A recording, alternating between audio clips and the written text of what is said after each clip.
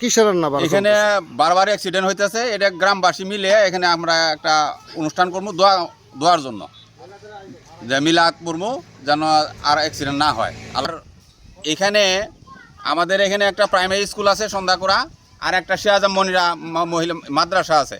এই মাদ্রাসার দুই পাশে স্কুল মাদ্রাসা, এবং এখানে অজস্র পরিমাণ অ্যাক্সিডেন্ট হয়েছে এবং 2 জন লোক মারা গেছে। এই জন্য গ্রামবাসী সবাই মিলে এখানে একটা দোয়া খায়ের জন্যে অনুষ্ঠান আমরা করতেছি। এখানে একটা বিডের দরকার, যদি দয়া করে আমাদের ইউনু মহোদয় যদি এখানে একটা বিড দেয় সবচেয়ে আমাদের ভালো হয়। ধন্যবাদ।